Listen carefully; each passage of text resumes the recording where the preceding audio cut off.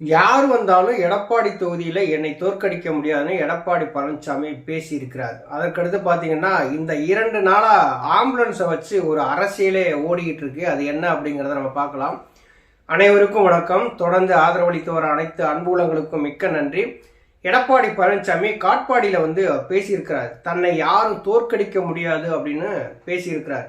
அதுவும் எடப்பாடி தொகுதியில் என்னை யாரும் தோற்கடிக்க முடியாது, யார் போட்டியிட்டாலும் சரிதான், என்னை நீங்கள் தோற்கடிக்க முடியாது அப்படின்னு பேசியிருக்கிறாரு. எடப்பாடி பழனிசாமியை தோற்கடிக்கிறது அவ்வளவு பெரிய விஷயம்லாம் கிடையாது, ஈஸியாக தோற்கடிச்சிடலாம். எடப்பாடி பழனிசாமிக்கு ஒரு பயம் வந்துதான் 2021 சட்டசபை தேர்தலில் பாட்டாளி மக்கள் கட்சியோடு கூட்டணி வச்சார்.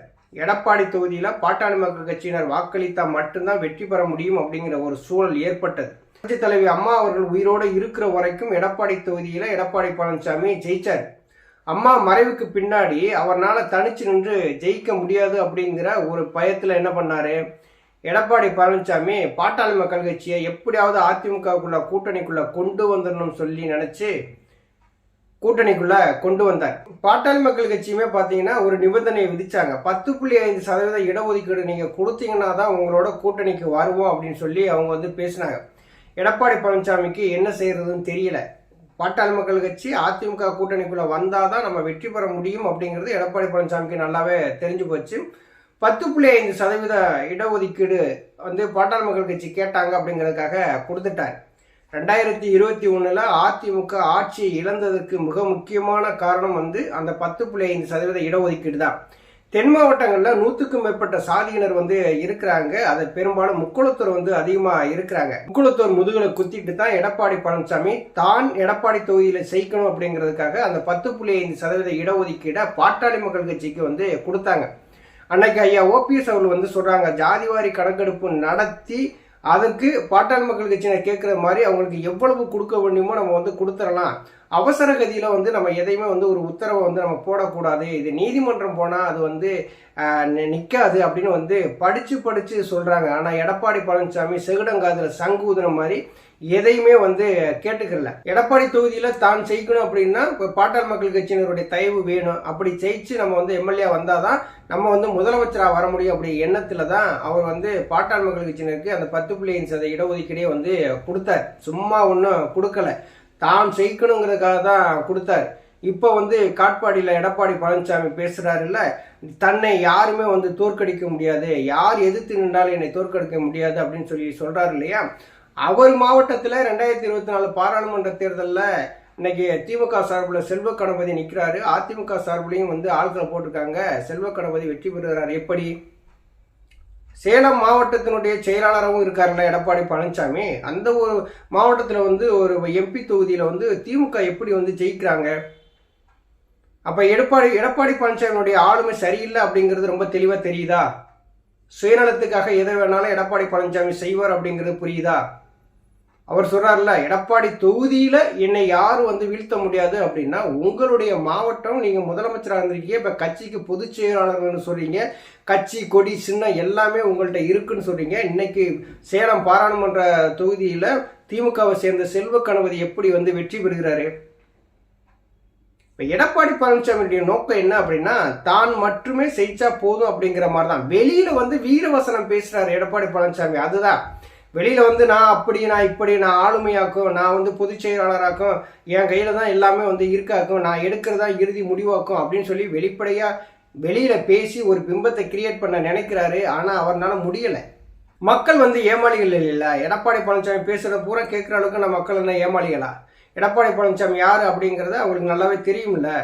இப்போ அவர் காட்பாடியில் சொல்றாரு, தன்னை யாரும் எதிர்த்து நின்று ஜெயிக்கவே முடியாது, என்னை தோற்கடிக்கவே முடியாது அப்படின்னு சொல்லி பேசுறாரு. எடப்பாடி பழனிசாமி ஈஸியா தோற்கடிக்கலாம். இந்த 2026 சட்டசபை தேர்தலில் பாருங்க, எடப்பாடி பழனிசாமி எடப்பாடி தொகுதியிலேயே நிற்க மாட்டாரு.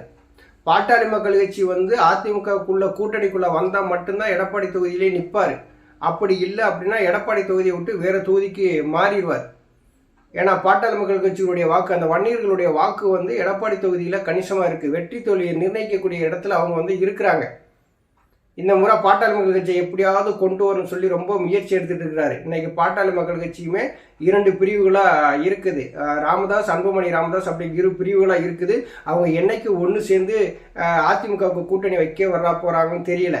ஏன்னா 2024 பாராளுமன்ற தேர்தலில் வந்து என்டிஏ கூட்டணிக்குள்ள தான் பாட்டாளி மக்கள் கட்சி இருந்துச்சு, அதிமுகவோட கூட்டணியில் கிடையாது. இப்போ எப்படியாவது வந்து பாட்டாளி மக்கள் கட்சியை உள்ளே கொண்டு வந்தன்னு சொல்லி வலை விரிச்சிட்டு இருக்காரு எடப்பாடி பழனிசாமி. ஒவ்வொருத்தட்டா வந்து தூது விட்டு ஆட்களை பேசி கீசி பார்க்குறாரு. ஆனால் என்ன நடக்க போகுது அப்படிங்கிறதா இறுதியில் தான் தெரியும். இன்னும் ஒரு 4-5 மாதத்தில் அதுவும் தெரிஞ்சு போகிறோம். எடப்பாடி தொகுதியில் என்னை தவிர்த்து யாருமே வந்து வெற்றி பெற முடியாது, என்னையை தோற்கடிக்க முடியாதுன்னு சொல்லி பேசுறதெல்லாம் அது வாய்வீனா பேசுகிற பேச்சை தவிர மற்றபடி அவர் உள்ளுக்குள்ளே வந்து ஒரு நடுக்கம் இருக்கத்தான் செய்யும். பாட்டாளி மக்கள் கட்சியில் இல்லாமல் நமக்கு வெற்றி வரவே முடியாது அப்படிங்கிற ஒரு நடுக்கம் அவருக்கு வந்து இருக்கும். பில்டிங் ஸ்ட்ராங்காக இருக்குது, பிரைஸ் மட்டும் வீக்காக இருக்குது அப்படின்னு சொல்கிறாங்களே, அந்த கதை தான் எடப்பாடி பழனிசாமியுடைய கதையும். இந்த ஆம்புலன்ஸை வச்சு 2 நாளாக பார்த்தீங்கன்னா ஒரு அரசியல் ஓடிக்கிட்டே இருக்குது. எடப்பாடி பழனிசாமி வந்து ஒரு இடத்துல வந்து தேர்தல் சுற்றுப்பயணம் சொல்லிட்டு பேசிட்டு இருக்காரு. அந்த இடத்துல வந்து ஆம்புலன்ஸ் வந்து போயிருக்கு. எடப்பாடி பழனிசாமி வந்து ஆம்புலன்ஸ் டிரைவர் வந்து மிரட்டுறாரு. யாரும் வந்து அடிக்காதீங்கப்பா அப்படிங்கிறாரு. அடிக்க கண்டுதானே அடிக்காதீங்கப்பா அப்படிங்கிற ஒரு வார்த்தையை வந்து எடப்பாடி பழனிசாமி பயன்படுத்துறாரு. அதுலேயே ஒரு மிரட்டும் தோணியில் வந்து விடுறாரு. எடப்பாடி பழனிசாமி அந்த வீடியோவில் பேசும்போது உங்களுக்கு தெளிவாக தெரியும், அடிக்காதீங்கப்பா, நீங்கள் வந்து அதை விட்டுருங்க, அதை வந்து இது போலீஸில் வந்து நீங்கள் கம்ப்ளைண்ட் பண்ணுங்க, வெறும் ஆள் இல்லாத ஒரு ஆம்புலன்ஸ் வந்து போயிட்டே இருக்கு, குறுக்கு மறுக்கும் அங்கிட்டு போயிட்டு வந்து ரொம்ப டிஸ்டர்ப் பண்ணுறாங்க அப்படிங்கிற மாதிரி அவர் வந்து பேசுறாருல. ஆம்புலன்ஸுங்கிறது ஒரு ஆளை ஏற்றி வச்சுட்டு சுற்றிக்கிட்டேவே இருப்பாங்க.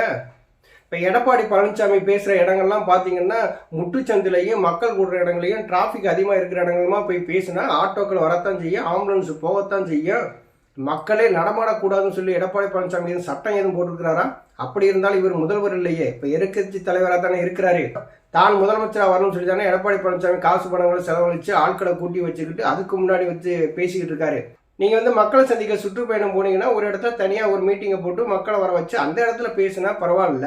மக்கள் நடமாட்டம் இருக்கிற இடமா பார்த்து, ஆம்புலன்ஸ் போகிற இடங்களா பார்த்து, போக்குவரத்து போகிற இடங்களா பார்த்து நீங்கள் கூட்டம் போட்டிங்கன்னா அந்த இடத்துல கூட்டம் போட்டதே மிகப்பெரிய தவறு தானே.